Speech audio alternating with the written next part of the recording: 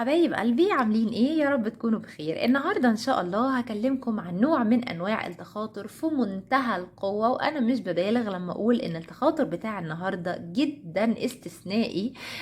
ان شاء الله عشان يخلي اي حد في بالكو يفكر فيكو ويتواصل معاكو في اسرع وقت ممكن. التخاطر بتاع النهاردة معتمد على التأملات، وانا كنت قلت قبل كده اهمية التأملات ان هي بتخلي الانسان يتواصل مع الطاقة الداخلية اللي جواه، وغير ان هي بتخلي ان قانون الجذب يتفعل مع الشخص بطريقة اسرع بكتير. التخاطر بتاع النهاردة بسيط جدا جدا وخالي من اي تعقيدات، وهو مش جلسة بالمناسبة، هو عبارة عن مجموعة من التأملات هنعملها على مدار اليوم في منتهى البساطة وفي منتهى القوة. وصدقوني الشخص اللي في بالكم اكيد هيتواصل معاكم. التخاطر سهل، هيعتمد ان احنا صباحا يعني مع شروق الشمس نبتدي ان احنا نبص للشمس، بس فترة صغيرة جدا عشان طبعا ما نأذيش عينينا. نستمد الطاقة من الشمس. عارفين احنا لما بنبص لشيء بناخد جزء من الطاقة بتاعته، سبحان الله.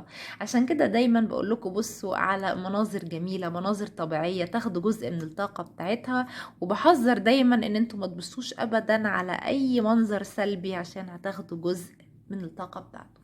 فصباحا مع شروق الشمس هتبتدوا ان انتوا تبصوا للشمس وتاخدوا جزء من الطاقة بتاعتها، بس طبعا ما تبصوش كتير عشان بتكون مضرة للعين. وبعدين هتبتدوا تبصوا على الضوء الجميل بتاع الشمس وهتتأملوا على الضوء ده وتتخيلوا، يعني طبعا بعد ما تشحنوا نفسكم من طاقة الشمس وتحسوا بطاقتها كده فيكم، هتبتدوا ان انتوا تتخيلوا شكل الشخص ده وملامح وشه، وبعدين هتقولوا له جملة مختصرة جدا مكونة من كلمتين، يعني في المختصر المفيد تقولوا له مثلا كلمني وحشتني. وبعدين ليلا لما القمر يطلع هتبصوا برضو على القمر عشان تاخدوا جزء من الطاقة العظيمة اللي في القمر وتتأملوا عليه، وبعدين تتخيلوا ان وجه الشخص اللي انتوا عايزينه يفكر فيكم او يتواصل معاكم داخل القمر ده، تتخيلوه بالظبط بملامحه، وبعدين تقولوا له الجملة اللي هي وحشتني كلمني. تكون الجملة مختصرة ومباشرة، مش عايزين كلام كتير عشان الطاقة بتوصل أسرع. برضو على مدار اليوم مثلا تتأملوا على شجرة، تتأملوا على نخلة، تتأملوا على وردة. أهم حاجة تكون خضرة، يعني منظر طبيعي تتأملوا برضو عليه وتبصوا كتير مثلا على الشجرة، وتحاولوا ان انتوا تستمدوا جزء من الطاقة الإيجابية اللي فيها، لأن الخضرة والقمر والشمس وكل الحاجات الطبيعية بتكون فيها طاقة عالية جدا، فاحنا عايزين نشحن نفسنا من الطاقة دي ونوظفها في التخاطر. هي دي فكرة التخاطر بتاع النهاردة.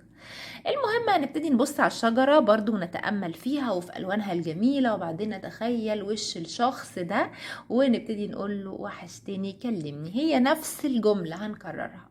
وبعدين لو في المكان اللي احنا فيه نهر أو بحر، هنتأمل برضو على المية اللي في النهر أو في البحر، ونحاول نتخيل وجه الشخص كأنه جوه المية دي، وبعدين نقول له كلمني وحشتني. لو حد في مكان ما فيهوش بحر ونهر، ممكن يجيب كوب من المياه ويتأمل عليها، على المية يعني بتاعت الكوباية، ويتخيل برضو وش الشخص جوه الكوب ويقول له وحشتني كلمني، وبعدين يشرب طبعا المية. التخاطر بسيط جدا، على قد ما هو بسيط على قد ما هو عظيم، ونتائجه تكاد تكون فورية في 24 ساعة. صدقوني في منتهى القوة.